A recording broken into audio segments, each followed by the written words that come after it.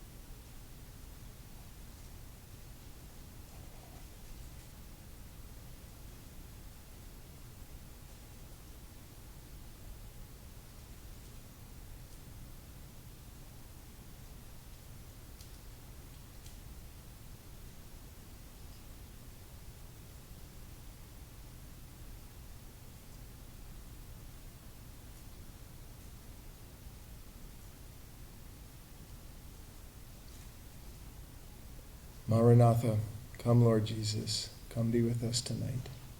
Amen. So many of you, I know, I believe if you're sitting here, read the letter that I sent out to the congregation, to all of you, announcing that we should have these conversations. I just want to say a very brief word about that. This really grew out of the shootings at Mother Emanuel Church that we were all horrified by, and then also following that by the shocking grace that followed as a Christian witness to what happened at that church in South Carolina. That was followed later by my being at the General Convention of the Episcopal Church, and there was a group, the Bishops United Against Gun Violence, and they had a walk that morning. And during the walk, I heard several witnesses of people who were victims of gun violence, one of whom is actually the Bishop of Utah, who was shot, and then a woman who had been shot in a Hallmark store and her baby killed. And I was really, really cut deeply by that. And then Bishop Sutton, who is the Bishop of Maryland, spoke. And as you know, Baltimore, Maryland has such profound, entangled problems.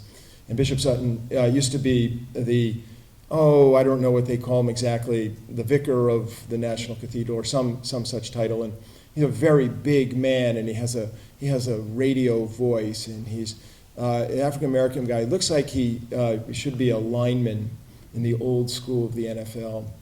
Not like a refrigerator like they are now.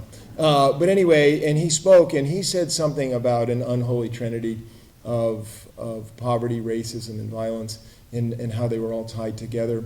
And at that moment, I really felt that it was time for us to have a conversation And for those of you who were in church on Sunday when I made mention of this, and those who thought this was the greatest idea that I've had in 7 years, and those who thought this was the worst idea I've had in 7 years, and my absolute conviction that this is a conversation that we as mature Christians should and need to have, and that I just want to remind everybody that one of the reasons I want us to have the conversation here is the conversation in the body politic is so polarized and so politicized that it's very hard for the left hand and the right hand to have any conversation. And so when this came up, Stan was a summer Sunday, and Stan was the crucifer. You know what I love about Stan being the crucifer is that he runs a big fancy-dancy law firm in the state of Connecticut, and so when he comes to church, he carries the cross and he's the acolyte. True humility. And he said, I think I have somebody who might be a good speaker. And Stan, why don't you come up and introduce the U.S. Attorney. Now, what you're not going to know, and Stan is a man of great humility, Stan is Deirdre Daly's predecessor and was the U.S. Attorney at one point when he was 33 years old. But anyway, Stan. Thank you, Father Peter. And this is sort of a short notice that I was asked to introduce Deirdre, but it's a great honor to do so because I've known Deirdre since she was 5 or 6 years old, 30 years ago. I got to know her through her uncle, who was the chief judge of the district and somebody who was a mentor to me when I was U.S. Attorney at a relatively young age. Deirdre is somebody, I'm going to tell you this, that she was nominated by President Obama to be United States Attorney for the District of Connecticut on March 13th of 2014. We all know how dysfunctional Washington is. 15 days later, 2.5 months later, on May 28th, she was confirmed by the Senate to be U.S. Attorney. So the fact that people could get together that quickly and approve her to be United States Attorney is quite something. Prior to that, Deirdre had served as an acting U.S. Attorney for about a year after having, here in Connecticut, after having served for about 4 years as the Chief Assistant U.S. Attorney or Deputy U.S. Attorney. Prior to that, Deirdre was an Assistant U.S. Attorney in the Southern District of New York. She had prosecuted cases ranging from racketeering and murder to corruption and fraud. She has just a wonderful background, Dartmouth College, Georgetown University Law School. She has a child at Dartmouth, graduated from Dartmouth, one who's at Virginia, which is near and dear to me. And Deirdre has just done a wonderful job as U.S. Attorney here in Connecticut. But one of the things that I'd like to also pass on, and having spoken about her uncle, T.F. Gilroy Daly, known as the Ranger because he was a Ranger in the military, who, as I said, was a mentor to me at age 33 years old, becoming U.S. Attorney and being responsible for prosecuting cases was quite daunting, and he was quite wonderful. But one of the things that Judge Daly always used to say to me, that the person who far out exceeded him and was much greater than him was his brother, who was Deirdre's dad, Michael Daly. And I want to read something here to you. Her father was a Medal of Honor winner. And I want to read to you what the Medal of Honor award was. He was Captain, then Lieutenant, U.S. Army, Company A, 15th Infantry, 3rd Infantry Division. This is in Nuremberg, Germany, 18 April 1945. I'm going to read the citation as it reads. Early in the morning of 18 April 1945, he led his company through the shell-battered, sniper-infested wreckage of Nuremberg, Germany. When blistering machine gun fire caught his unit in an exposed position, he ordered his men to take cover, dashed forward alone, and as bullets whined about him, shot the 3-man gun crew with his carbine. Continuing the advance at the head of his company, he located an enemy patrol armed with rocket launchers, which threatened friendly armor. He again went forward alone, secured a vantage point, and opened fire on the Germans. Immediately, he became the target for concentrated machine pistol and rocket fire, which blasted the rubble around him. Calmly, he continued to shoot at the patrol until he killed all 6 enemy infantrymen. Continuing boldly far in front of his company, he entered a park where his men advanced. A German machine gun opened up on them without warning. With his carbine, he killed the gunner, and then, from a completely exposed position, he directed machine gun fire on the remainder of the crew until all were dead. In a final duel, he wiped out a third machine gun emplacement with rifle fire at a range of 10 yards By fearlessly engaging in 4 single-handed firefights with a desperate, powerful armed enemy, Lieutenant Daly, voluntarily taking all major risks himself and protecting his men at every opportunity, killed 15 Germans, silenced 3 enemy machine guns, and wiped out an entire enemy guard. His heroism during the lone, bitter struggle with fanatical enemy forces was an inspiration to the valiant Americans who took Nuremberg. What was not included in this was what happened the next day. When his troops were pinned down, this is not part of the citation, the next day his troops were pinned down behind a wall. Deirdre's dad ordered them to go over it, and as the leader, said he would be the first to go over. It was a certainty that whoever went first would be shot. He was shot in the face and miraculously survived. Having said all this, her father's comment about heroism was that the best heroes were those who did not come home. I get goosebumps when I read this, obviously. I had the pleasure, as I say, of meeting her father a time, and I know that Deirdre, having known her for many years, comes from the same stock. So it's a great honor and pleasure to introduce Deirdre Daly.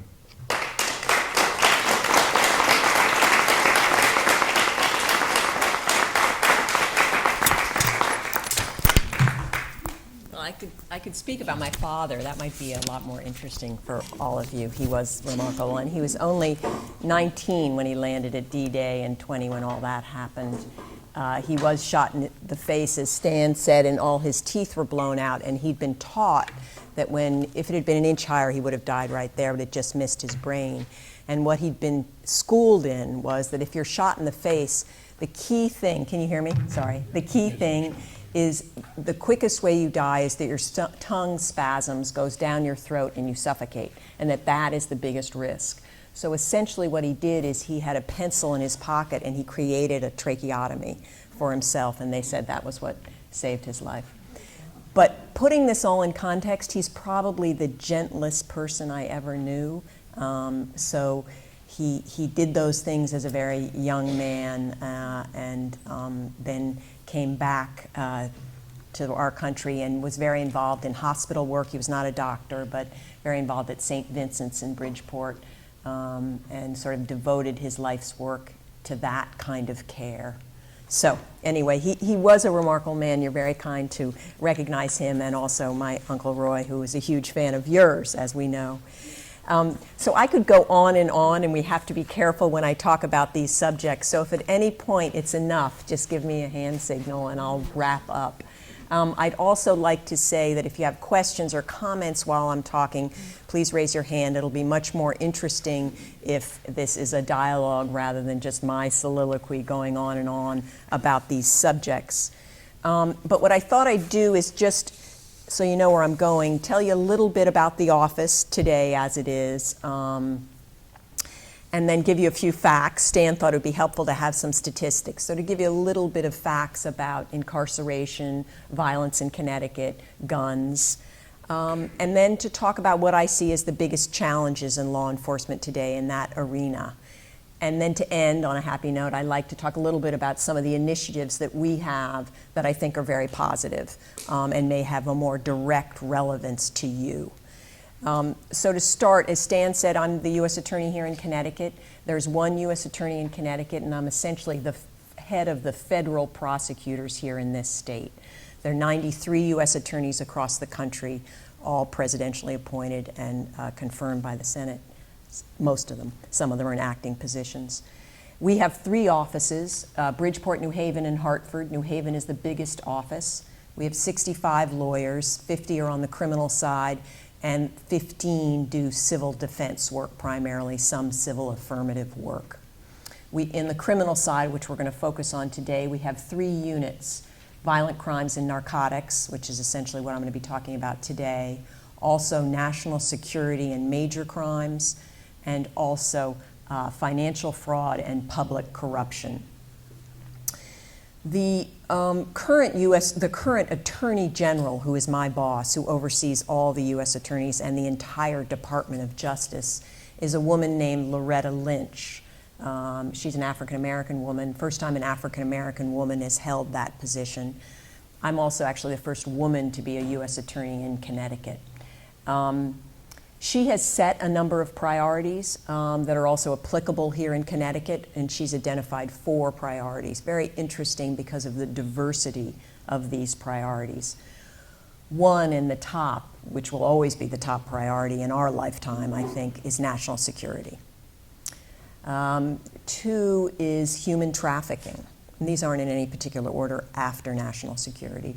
But human trafficking is a real issue in Connecticut. In Connecticut, we focus primarily on underage trafficking.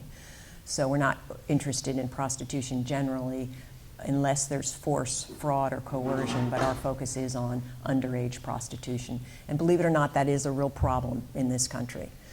Her 3rd priority is what she calls community policing, or addressing the divide between communities of color and law enforcement. And I'm going to talk about that today, but she has spent a lot of time focusing on that. And another priority is cybersecurity, and that's a huge issue that we could talk about for hours in and of itself, but is a real threat to our country at all kinds of levels, from child exploitation to national security to fraud to identity theft and all other kinds of theft, whether it's intellectual property or whether it's bank accounts. But that is a really challenging area for all of us. So that gives you a little bit of background about the office and our general priorities. In terms of facts, one of the things that both Attorney General Lynch and her predecessor, Eric Holder, have talked about is that prosecutors must be not just case processors, but community problem solvers. Now, some prosecutors aren't comfortable with that. They'll say, look, I went to law school, I became a prosecutor to investigate and prosecute crimes. I'm not a social worker, I'm not interested in that, I'm happy to have other people do it, but it's not for me. So there's sometimes a tension with that, but it is a priority in our office, and there are many people in our office who have embraced that. So, and I'm going to talk a little bit about what does that mean? What does outreach mean for a prosecutor's office? So one of the reasons that he has focused on that, and that Loretta Lynch has carried this on, is because we have real challenges with incarceration. And here's to give you a few statistics. Although America represents 5% of the world's population, we incarcerate 25% of the world's inmates. That's more than China, more than Russia. 10 million people cycle in and out of jails in America every year. In terms of federal prisoners, which is my area, there are about 220,000 federal inmates, which is 40% above capacity at most facilities. About half of those incarcerated are incarcerated for narcotics or narcotics-related offenses. A third of the Department of Justice's budget, a third, $80 billion, goes to the Bureau of Prisons and maintaining prisons. So there is an alignment on this issue no matter what side of the aisle you come from here, whether you're a Democrat or a Republican, because the cost here is not sustainable for the country. Nor is it really working because the rates of recidivism are also extremely high. For state prisoners, the rates are about 60%. Federal prisoners, it's 40%. So that means within 3 years of being released from prison, that many people are reoffending and ending up back in prison. So again, that is not a sustainable model. So one of the reasons the attorney generals and many U.S. attorneys are embracing this need for outreach and reentry is that we have to try to address this in other ways than just locking people up. Guns. So to talk about guns a little, there are so many guns in this country. There are a lot of guns in this state. 13 to 14 million guns are imported into this country every year. And those are going to FFLs. Those are federally supported, federally licensed gun stores. But the problem is that so many of these guns end up in the wrong hands. And you may say, well, how does that happen? So it happens in a number of ways. It happens by what they call straw sales, which means, let's say I'm a bad guy, so I can't go in and buy a gun because I have a felony record, but I have a girlfriend. So I go to the gun store with my girlfriend and she buys the gun for me. They call that straw purchases. That happens quite a bit. There's also a lot of guns that are stolen from burglaries and robberies. So burglary of a home where there's a gun, guns are stolen that way. There are also just a tremendous number of private sales of guns. So these aren't by federally licensed gun dealers, but just personal interactions, people exchanging guns for drugs or selling guns to people that really shouldn't have guns. The other thing is, just to give you a sense of how dangerous guns are, many of these most violent gangs have something called community guns. So they share guns. So you can have one gun that is responsible for multiple homicides. And you don't need everybody to have a gun. If you have a violent gang and they have one or two guns, they share the guns among themselves. I also wanted to mention Newtown just because we are here in Connecticut, and after Newtown occurred, I and a number of people in my office were basically at Newtown for 10 days, 24/7, to try to figure out what happened.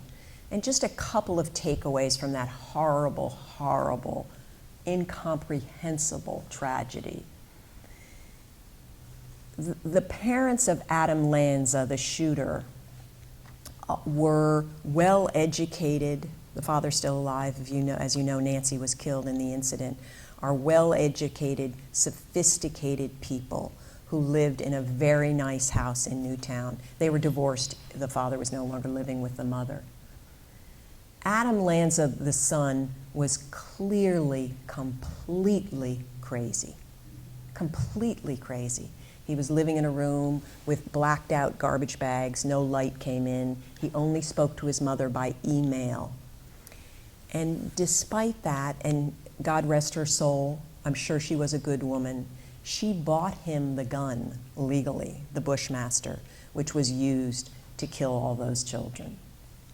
He essentially, this is a crazy person, essentially had an arsenal right outside his bedroom door that his mother purchased for him. And I think probably what was going on is that he was becoming more and more disturbed, and she was trying to find some way to connect to him. And he had this interest in guns, and so they would go together and shoot guns at the range. But that gun was legally purchased by Nancy. So when you think about that, and I know you're a community here and you're thinking about these issues, I think one thing we all have to struggle with is mental health. Nancy Lanza had friends, she had neighbors, she had siblings, she had a boyfriend. And you wonder, and I'm not casting blame here, that's not the point, I'm just trying to move forward and learn from this event. How is it that nobody went to Nancy and said, Nancy, Adam cannot live like this. He cannot live in your home like this, and he can't have an access to this kind of weaponry. So that's another story that we could talk about, but I think the mental health issue is a real one and a real concern. The other thing that's a big issue for law enforcement right today is what I referred to earlier as this divide between communities of color and law enforcement. And we're not going to be here long tonight, so I want to refer you to other references if you want to do further thinking about this. But Jim Comey, who's the current director of the FBI, and somebody I know well because we were prosecutors together and when I was much younger in New York, and he most recently lived in Connecticut, so we spent some time together there. But he is a conservative, white, male law enforcement figure. And he's an amazing speaker and a wonderful person. And he spoke about race and this divide. He gave a really profound speech at Georgetown Law Center a few months ago, and you can find it on Google. So it's Jim Comey, and it's his speech on race. And he talks about a number of things. He talks about the fact that a lot of us have something called implicit bias. And that doesn't mean anybody's a racist or a bad person, but that all of us have biases, and that many people in law enforcement who work in the inner city develop biases. And one of the things we've got to recognize is that these biases exist, and that we have to overcome these biases in order to really understand each other. Now, there's been a lot of tragedy on both sides of this incident, right? You know about Ferguson, you know about Baltimore, you're reading the papers every day in which there are bad police shootings. That's not occurring more than it's happened in the past. It's really that the press is following it more closely. And maybe that's a good thing, because a light should be shined on that problem. But you're also reading about these awful tragedies in which police officers have been essentially assassinated. These are good people, often they themselves are minorities, working in minority communities, trying to make life better for people living in the inner city, and yet they're gunned down. And talking about the inner city, because sometimes I think there's a lot of misunderstanding about that. The people that are responsible for the violent crime in the inner city are between 3 and 4% of those that live in the inner city. So the vast majority of people living in the inner city are good, decent people who are trying to find their way in the world. And the people that are responsible for the violence are generally associated with groups or gangs, often affiliated with narcotics, and they are the ones that cause the violence. But it's a really interesting speech.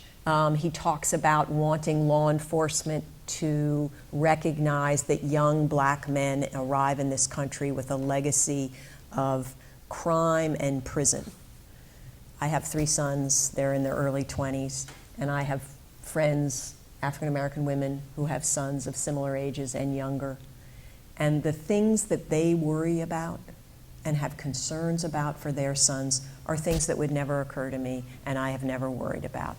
So it's really different, and I think a lot of people have spoken about this. The president's spoken about it. Bratton, the police commissioner in New York City, has talked about this. There's sort of a gap in empathy. I'm a very optimistic person, and I think that kind of gap can improve. But we all have to recognize that it's a problem.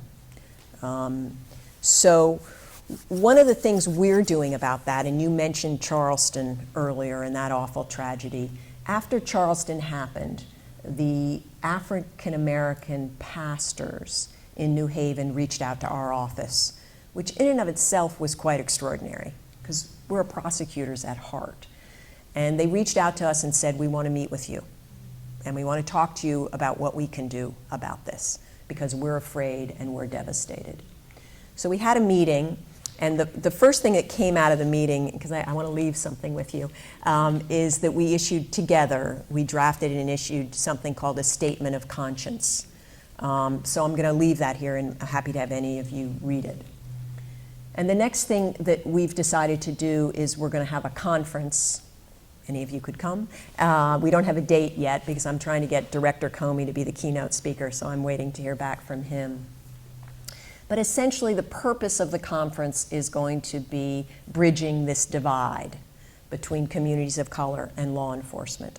And we're going to have a number of panels, law enforcement panels and community panels, talking about a number of the issues that are related to this divide, and hopefully bring greater understanding on both sides of the issue.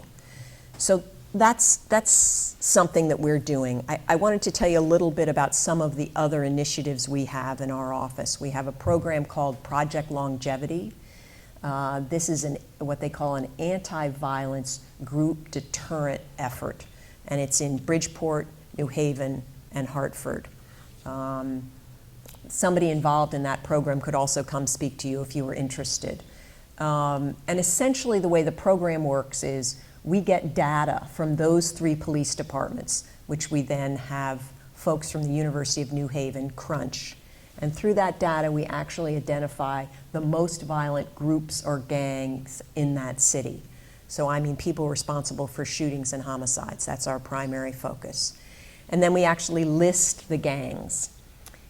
In Connecticut, we have some gangs, we have some Latin Kings, we have some Crips, we have some Bloods, but most violent groups in Connecticut are just groups, not actually official gangs. They're sort of the guys that hang out on the corner of X Street and Y Avenue, and they know each other from the neighborhood. Once the gangs are identified, we then reach out to members of those gangs and bring them to an event, what we call a call-in. They're required to come because they're on parole or probation. And then we have a number of speakers speak to them. It's a very respectful meeting, and there are essentially two themes. The theme is you have been identified as someone who will be responsible for violence or the victim of violence. And we are asking you to put your gun down. And if you do put your gun down, we want to help you. And we have social services providers speak, and we will help you with employment, with drug addiction, with housing, etc. But if you don't put your gun down, and your gang is responsible for the next homicide in this city, we want you to know that all of law enforcement, state, local, and federal, and we have police officers there and federal prosecutors, we want you to know that you will self-select, and we will devote all of our attention on your gang for whatever you have done. The homicide, if we can make it, shooting incidences, narcotics, whatever offenses you and your gang members have committed. So that's called group deterrence, right? And we've actually heard on wiretaps groups talking about this and saying, the feds have given us this message. Do not use guns, because that's going to bring attention on us, which is exactly what we want the message to be. And they're very meaningful events because we usually have 5 speakers, the police chief of that city, as I mentioned, a federal law enforcement officer, and usually a state prosecutor as well. And then we have often a mother who's lost her son to violence, and as you can imagine, that's usually the most compelling speaker. And we sometimes have a preacher as well, and often an ex-offender who we're now trying to call returning citizens, but people who have been in custody and now are out and are trying to help people stay on the right path. So we've done this now for 2 years. We're the only state in the nation that is doing it statewide in all 3 cities. There are a number of other cities that do it, Cincinnati, Chicago, Boston, etc. And we believe that this has an impact in bringing down violence, and are very committed to the effort. And we have also had a number of people, most successful in Bridgeport, calling us afterwards. So after the event, they've reached out to us and said, I want help. And we've gotten people jobs.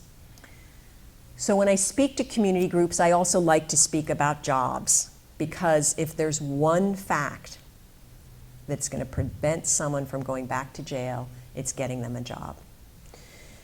So we're going to be doing some more about that, and we already have identified some employers that have hired returning citizens. But there really needs to be a shift with employers. Now, I'm not saying you have to have them be a teacher with young children or someplace where there's too much risk. But there are lots of jobs out there that these people need to have a chance at. Because if they don't, the chance of the cycle of returning to prison and more violence will just continue. Another thing that we do is impartial policing. I was talking about that a little bit before. So we go to police departments. Usually police departments are ones that we go to the departments that ask us, and we do an impartial police training, and I give a speech about impartial policing and bias. And then we have people that are very talented at this talk to police officers about this issue. We also have support courts. We have 3 of those in Connecticut. Also, I think fairly unusual. So we have a district court judge, a trial judge, 3 trial judges, 1 in each city, that spends between 2 and 3 hours every week. And Stan's nodding his head, he's familiar with this program, with people that have an addiction issue. It's usually drugs, sometimes alcohol, and they have been convicted usually, and what they're trying to do is work off their probationary term, what we call supervised release. And it's all about staying straight. They do it all, the judges all do it differently, but there are responsibilities that the participants have to meet that are quite stringent. They have to stay clean, et cetera. So that's something else that our office supports with the judges in probation. And we're hoping to have a reentry court too. And that court would focus more on violent offenders because those are the people we worry about the most. So that's something we're still working on. So those are essentially my remarks. I could dive deeper on any of these issues I've talked about, but I'm not sure what is of most interest to you all. But I think there's a lot of reason for optimism here because it's really interesting that the Department of Justice and federal prosecutors are being told, this is part of your job. I need you to be thinking about this. I need you to be coming up with solutions. That's a real shift from how law enforcement has for many years focused on these issues. And I mentioned Director Comey's speech, the fact that he's talking essentially to large law enforcement communities about implicit bias. Again, that's quite remarkable. So I think that, and again, the press is really focusing on a lot of these awful incidents, which again, good things will come out of that. I could tell you another thing about that, which is in Connecticut, if there is a police shooting, there's a very rigorous independent process in which that police shooting is investigated. The investigation is conducted not by the police department that the officer who did the shooting is a member of. It's conducted by the Connecticut State Police. And they have a very sophisticated unit that comes in and reviews the shooting. And happily, we haven't had any bad incidents in Connecticut. You know, every time I say that, I knock on wood. But we do have a very good process were that to happen. And then the state prosecutors look at it usually initially, and then if there's a need, the federal prosecutors also look at it. So, yes, sir.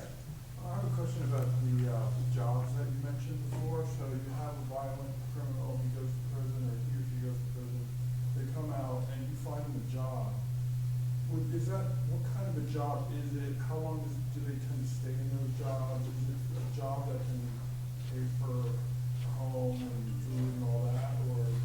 Sure. So it depends on the person, right? We've gotten people jobs at restaurants, and we've also gotten more labor jobs, landscaping, car washes. We'd like to speak to companies like IKEA, Home Depot. It's mostly people who've been in prison, they need a structure, right? So it's a place for them to go to make enough money to live. And there's other support that they can get from social services providers when they get out of prison. But this idea of a sense of responsibility and contribution to a community and accountability gives people a structure to their lives. And it's very hard if you've been in prison to then all of a sudden come back into society here, right? And your friends may be people that you really shouldn't be friends with because that's going to get you into more trouble. So the idea is to create a construct for people that leave prison. And all different kinds of jobs are possible. Again, it depends on who the person is. Yes? Is there any thought about starting perhaps while they're still incarcerated, providing entrepreneurial classes or guidance so that they can return to their community and open a barber shop or meet someone local? Yes, and of course funding is always an issue, but I just visited Danbury Prison 2 weeks ago, and they have a number of programs like that. If you don't have your GED, you're required to get your GED. If you don't speak English, you're required to take English language courses. And then they have some kinds of training. But I'm going to forget the name of the organization, but there was an organization that helped prisoners build things that were then sold. And that organization recently went out of business. So it's challenging. But ideally, absolutely, people should be given opportunities to do these things in prison. In the Danbury prison, there were some opportunities, and people seem to be making the best of those. Yes? What are your thoughts on the statement I've often heard opponents of gun regulation say that guns don't kill people, people kill people? Well, this is a long conversation, but the guns that the government has tried to regulate have essentially been assault rifles, right? Nobody needs an assault rifle for any purpose, right? It's just, those are weapons you use to kill people. And that's where we're trying to start, right? Those kind of weapons that are so dangerous, that are very prevalent. And having them in the community without sufficient checks, et cetera, is dangerous. And I think, again, the milk is out of the bottle on this issue already so much because there are already so many guns in this community. I think after Newtown, there was a study done about how many gun shops there were within 20 or 30 miles of Newtown, and it was like 100. I don't remember the exact, but you know, you don't think of Connecticut as being a gun-centric place particularly, but there are a lot of people that have guns, and burglaries of homes and bad guys getting guns is a problem. So, I mean, it is true, you need a person to use a gun. The gun doesn't go off automatically. I understand that logistically, logically, there's no argument with that. But the idea of trying to create some constructs that protect innocent people from bad guys having guns, I think is important. I don't know if we'll ever get there. If it didn't happen after Newtown, many people just threw their arms up. They said, if you're not going to agree to some minimal checks on ownership of assault rifles after young children have been killed, what will ever move the country in that direction? But I would never give up. I mean, I think it's important for people to keep talking about it.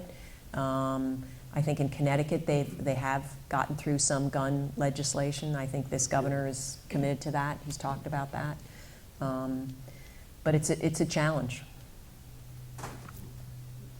Yes?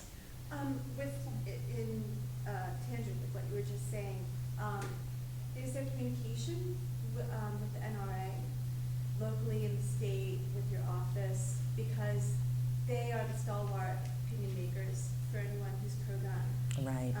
And people fall back on just the validity of the Second Amendment, which is enough, really, to carry us into the future.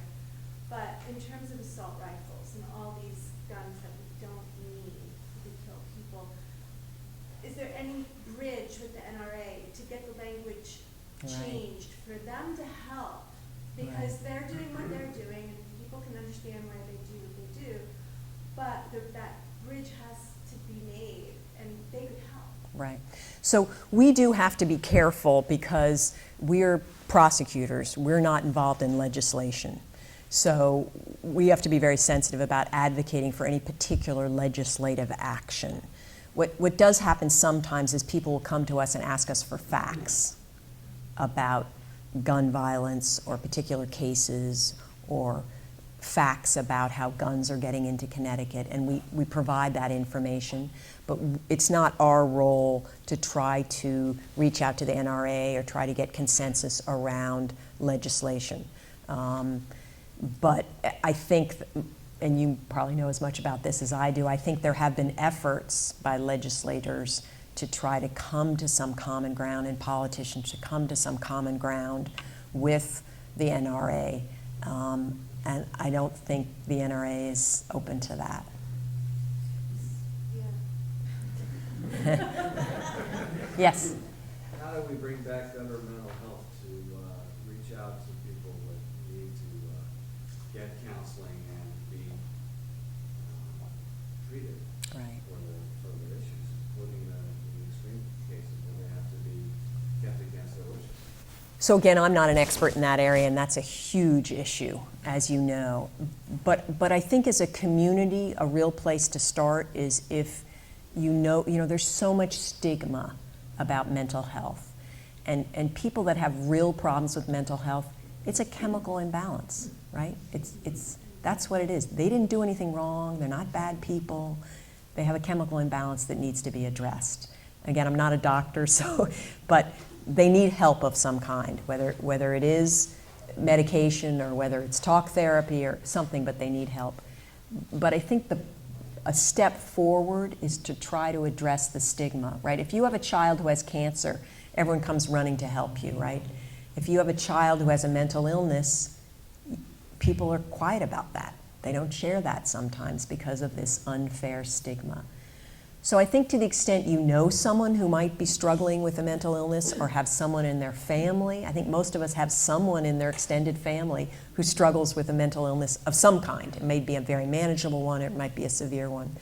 But I think to the extent it became something more open in our community and our society, I think that would be really healthy. Now, how you address the mental illness once you identify it, there I'm way out of my league, and I shouldn't comment even. But we know there are many good doctors out there who are hoping to address it and working on that. I'm going to have you shout so that we don't Okay. have to hear the hum. Okay, sure. Yes. One thing that we already are sort of educated in and so on in Homeland Security is if you see something, say something. For some reason, when it comes to personal behavior, we feel a sense of anxiety about sharing issues with other people that we may know very well. Mm-hmm. And as a society, we've almost gotten to the point, whether it's fear of litigation, whether it's fear of whatever it is, we're unwilling to either get involved with other people that we think are strange, or more importantly, try to find ways to reach out and help them, Mm-hmm. or share the fact that we've seen something that is unusual. I mean, societally, that's a very big, problem. And I'm not sure that there's a simple or even a solution. I'm wondering what your thoughts are on it. Yeah, so I agree with everything you said. And it is a very challenging problem. But I do think being more open about it and talking about it is a step in the right direction. Because then this shame that surrounds this illness will eventually dissipate. It's not going to happen in my lifetime, but I think that as a society we need to be more open about it and recognize that it's an illness, a sickness, a disease, whatever it is, just like any other disease that somebody could have, and that people need to get treatment. And again, I'm focusing on law enforcement, which is just from my little foxhole on this issue, but particularly if they're people who have access to guns, right, or that you think could do harm to themselves or to others, then I think there's a call to intervene. And that's why I was mentioning Nancy Lanza. I'm thinking if no one intervened with Nancy Lanza, who lives in this lovely house in Newtown, how can we expect people to intervene in the inner city where you have a single mother who has double jobs and 5 kids and is trying to just get food on the table, and she has a child who's struggling? So I think we need to start the conversation. And even just talking about it here today, I think is important and healthy. So there's no solutions for you, but I think it's important to recognize. Just very quick. Sure. Are there any ideas in the pipeline to prevent gun purchasing by people who have had mental illness? Yes, so there are statutes that say that when you purchase a gun, if there's something, there are checks that are supposed to be done. And if the check indicates that you have had a problem, that then you, depending upon what state you're in and that kind of thing, it's all complicated. Is that with Connecticut already? I think there is such a statute in Connecticut, but one of the problems is the implementation right? Because what happens is it public? Is there a record that this person has had a problem with mental illness? Would it be from like just your regular psychiatrist, or would it be from? It would probably be a situation where you were admitted. I don't think a psychiatrist is going to share that kind of information unless, and again, psychiatrists have certain oaths, so if they think someone's at risk to themselves or others, then they have an obligation to speak up. But it's about collecting the data and make sure the checks are being done formally. So that is, there are laws on the books, but that's just one step. I went on the Brady website, the Brady Bill website, and Connecticut is given a rating of an A- for gun control in the country. So we're one of the best states for managing our problems. Right. And then we still have Newtown. Yes, exactly. I mean, Right. So in Newt, right. So, but it's interesting to see other states and how unregulated some states are. It sounds crazy. That's why the idea of getting federal legislation through is very challenging. Well, I personally disagree with federal. Like, I think I'm very much on a state-by-state basis. I believe it's the state's responsibilities and this big, huge umbrella of federal. I mean, I know you're in the office. You're speaking to a Fed, but that's okay. But I feel that, you know, each state is unique. Yes, Wyoming it is, so it is. different from Right, Connecticut, absolutely. you know, so. True. Yes? Does your office keep track of gun violence or gang or small bad groups in, say, Stanford and Norwalk? Which are a little closer to us? And So, Stanford is not so violent. Just, I don't have a lot of stats, but compared to these other cities, it just never has been. Norwalk has more challenges, and I think if we were, and we definitely do cases in Norwalk, and work closely with the state's attorney there in Norwalk, and have done many investigations there. But in terms of the data that I was talking about on Project Longevity, right now we're only able to do that in 3 cities, but we have thought about taking it to additional cities, and Norwalk is one of the cities that we've considered. see it increasing in Norwalk? I don't know if I would say it was increasing. I mean, one of the things I should have said early on is generally violent crime in this country is at real lows. I mean, violent crime, this is one of the ironies about the distrust with the community, because violent crime has been on this trending downwards for a long time and still continues to trend.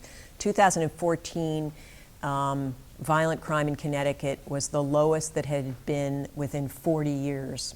3 years within those 40 years. This was one of the 3 lowest years. So but despite that, the trust in law enforcement hasn't been going up. So that's why there's this gap in terms of sort of the reality of what law enforcement is trying to do, and yet inner city communities who don't trust law enforcement for all kinds of reasons. Yes, ma'am. Was your office involved at all after Newtown? What sort of role did you have, and what sort of role did you play in something that would usually be handled on the state level? Right. So we worked very closely with the police, alcohol, tobacco, and firearms, the FBI. There was a huge team at Newtown for a long period of time. We were there for 10 days, and there were others that were there for much longer, reviewing the crime scene, figuring out what happened from a safety perspective. How did he get into the building? Is there any possibility there were any other players? How did these children actually die? So there was a long investigation, even though it was pretty clear very early on that it was a single shooter and that he had killed himself. But there was also a long investigation done by the FBI to figure out why did he do it. And you know, there's a short answer and a long answer to that, but clearly he was very disturbed, and that was one of the problems. But law enforcement tries to learn from these tragedies to try to prevent them going forward. So when you have these mass casualties, there's a lot of analysis and study done of them, which is then translates into training for law enforcement and that kind of thing. Yes. We also, the one other thing I should say, we spent a lot of time, and really the Connecticut State Police and the Newtown Police deserve most of the credit for this, meeting with the parents. So there were lots and lots and lots of meetings, and one-on-one with parents and group meeting with parents to try to help them get through this. And as you can imagine, I mean, there could be nothing worse. And they are and were remarkable during the entire process.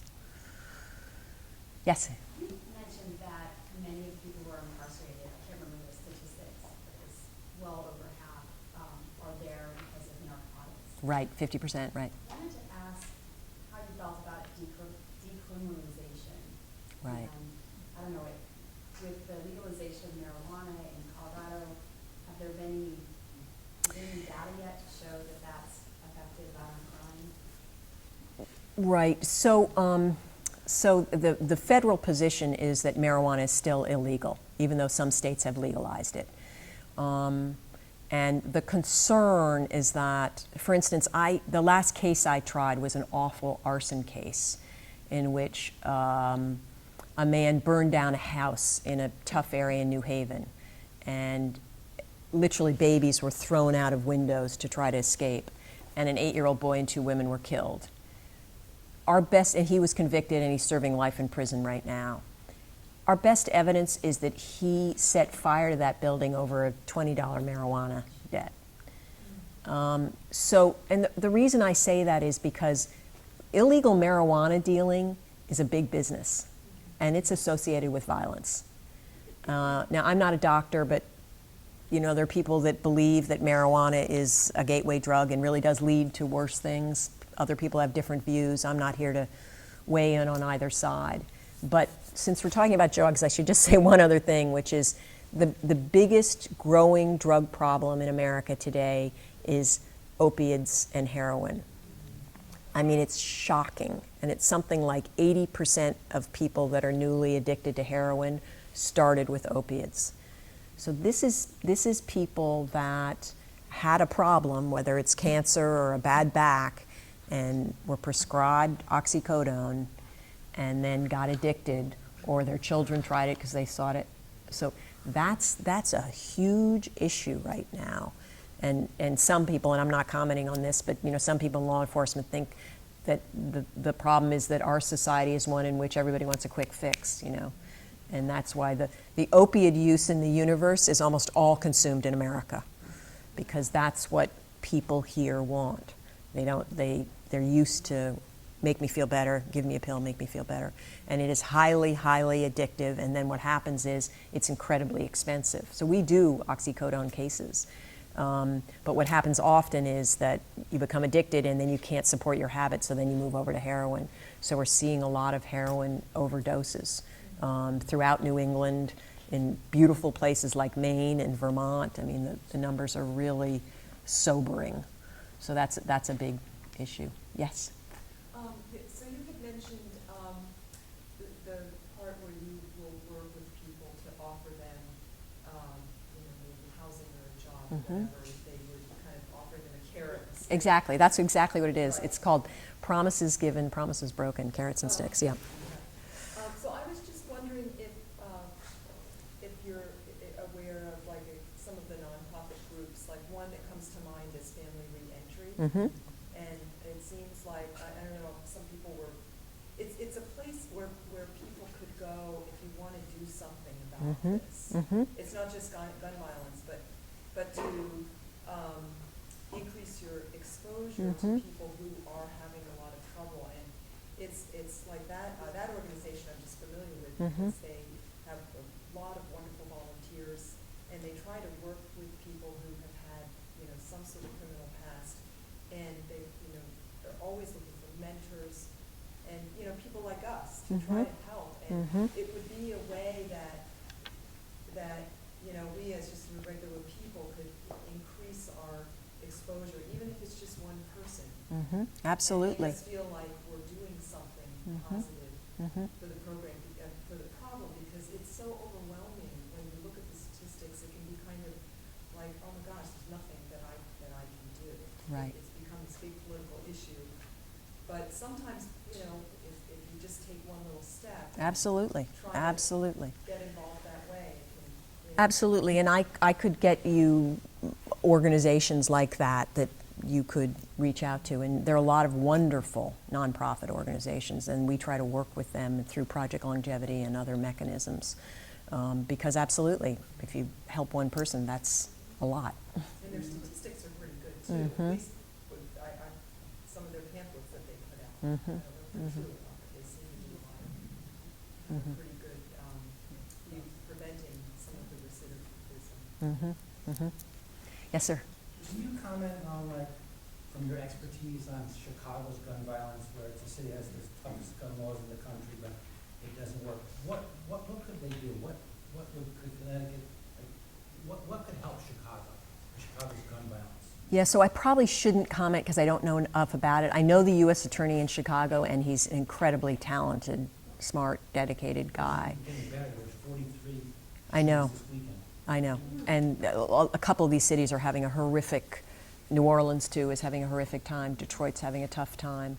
And I didn't mention this earlier, but we do have this one spike in violence in Connecticut in Hartford. I mean, it's nothing like the numbers you're talking about. There are 25 homicides in Hartford. But we're very concerned about that because Hartford is now the most violent, by that measure, the most violent city in the Northeast. So more than Boston, even though, and I'm not talking per capita, I'm talking raw numbers. So I think it's just a spike and we're trying to get our arms around it, but that happens. And I know they're trying to do a lot of things in Chicago, and I think I'm just not well suited to respond because I don't know enough about the challenges that they face there. I'm going to say Jake in one more question, okay, because I want to honor that we have a... Sure, and you've heard we still enough. go on for 40 hours. Exactly. So we're all gripped, but Jake, and then Yeah, we'll... you mentioned the prison population, how it's unsustainable, and I'm just curious on your opinion as to how many people are in prison that frankly shouldn't be there. So I can't put a number on that. And the president, from the federal perspective, the president has tasked federal prosecutors for really doing a rigorous look at that. And some people are being granted clemency. In Connecticut, I don't think that there are a lot of people in prison, in federal prison, that shouldn't be there. But we've spent hours and hours and hours looking at old cases to see if there are people that, you know, person was in the wrong place at the wrong time and got a mandatory minimum and they're just a girlfriend, and we really don't have those cases. Many of the people that are in prison that potentially don't need to be there are people that are drug offenders, low-level drug dealers that sell drugs to support their habit. And so I think there's a shift, not just with the federal prosecutors, but also with the state prosecutors to not do those cases.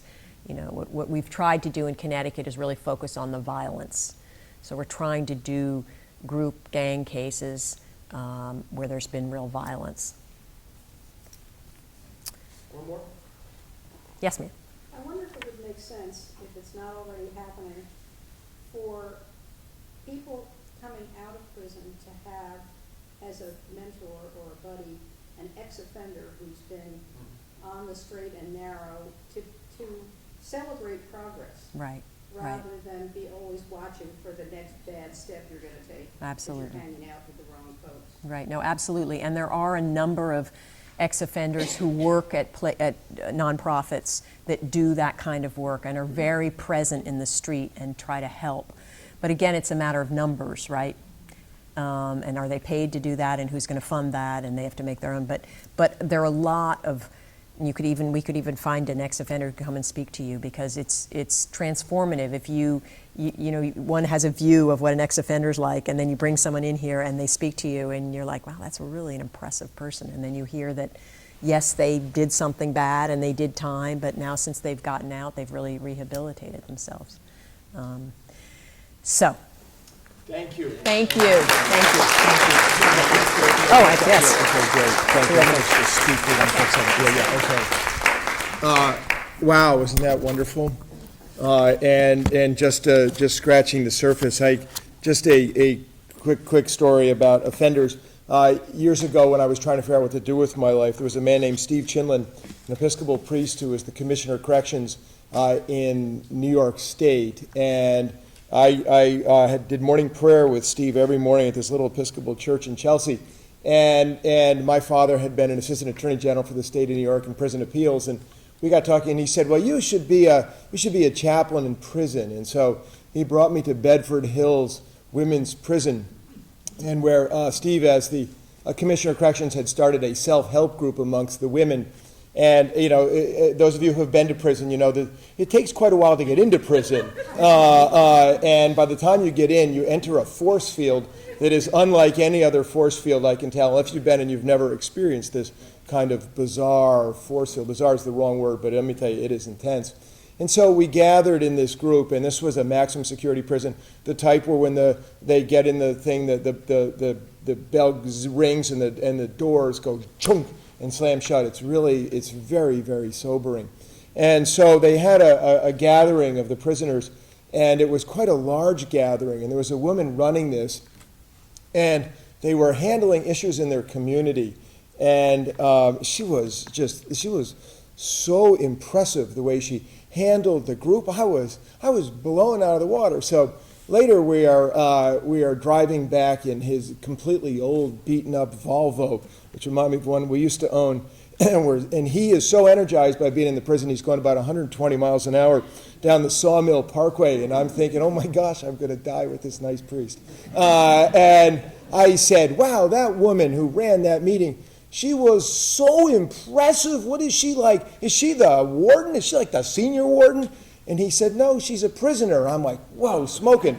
No kidding. What'd she do? Which is a question you can never, ever ask in prison. And he said, she threw her baby off a bridge. She was 19. And it's like, whoa. And then we went later to Sing Sing. And he brought me to Sing Sing. And while we were at Sing Sing, there's a maximum security and a medium security, and they would never bring a little geek like me to a maximum security prison. And so we went to the medium security prison, and we spent time with the inmates. And this, again, was the self-help group that he had instituted when he was the Commissioner of Corrections. And they were a group of men talking, and later it was evening, and it's along the Hudson River, as you may know, and it has a stone wall that looks like it's out of a movie scene, and there's that coiled barbed wire at the top, that razor wire, and over the top of the wall comes the fog from the Hudson River, and it is literally rolling in like this. I mean, like those big rolls of hay that you see in fields when you're out in the country. These big rolls of fog are rolling in, and it's probably about 9:30. And I've been there since 9:30 in the morning, and I am exhausted just by being in the prison. And there's a group of men out in front of one of the cell blocks, and they are lifting weights. They're bench pressing. And these guys, I mean, Michael Sakoulas can lift like 325 pounds from a bench press, but he looks like me compared to these guys. These guys are humongous. And I mean, like, I've been around big people. These guys are humongous. And I'm in a van with the chaplain. And the chaplain is driving along through here, and I'm watching this thing, and all I can think of is I've entered a movie scene, or I've entered a nightmare scene. I've entered some scene of landscape of fear that I've never been in before. And this is a long-term chaplain, and I said something like about what I'm witnessing, and he said, yeah, well, they're just getting stronger so that when they get out, they can carry the television down from the 5th floor. And then there is silence in the van. Silence. And I'm not talking, and he says, it's time for me to leave because I can no longer take it. The recidivism rate is so great that I've been here so long. I know all these guys by name. I know them all. Now, 2 things before Deirdre escapes out the back door, because she's got to go. She's got a real life. Next, in 2 weeks, I just want you to know who's coming. And I'm really, really, as I'm so excited that Deirdre was with us tonight, I'm really excited who's coming. He's a man that is known to some folks in New Canaan. He's the local Baptist minister in New Canaan. And Dan Hickman, I don't know if any of you know Dan. Dan was a police officer long before he became a Baptist minister. In fact, he was the Officer of the Year in 1978 and honored on the floor of the Connecticut Senate for his service as a police officer. He's an African-American man. He spoke recently over the summer to a group, a prayer group, some of which has some members from our church in it. When I opened up to the community, who should we get to come speak? I had people emailing, writing me, get Dan Hickman. This guy can talk about poverty, he can talk about racism, and he can talk about gun violence. He's been on every corner of this. He's lived it in his own life as a black police officer. So I hope you'll come and be here when Dan is here. Okay, one last deep breath. Let us pray before we go. You ready? Everybody take a deep breath here. You know this in your hearts. I don't have pieces of paper to give it to you all, but you'll pray it as I pray it. Lord, make us instruments of your peace. Where there is hatred, let us sow love. Where there is injury, pardon. Where there is discord, union. Where there is doubt, faith. Where there is despair, hope. Where there is darkness, light. And where there is sadness, joy. Grant that we may not so much seek to be consoled as to console, to be understood as to understand, to be loved as to love. For it is in giving that we receive, it is in pardoning that we are pardoned, and it is in dying that we are born to eternal life. And may the blessing of God Almighty, the Father, the Son, and the Holy Spirit be upon you now and remain with you always. Let us go forth in the name of Christ, and on the way out the door, say thank you to Deirdre.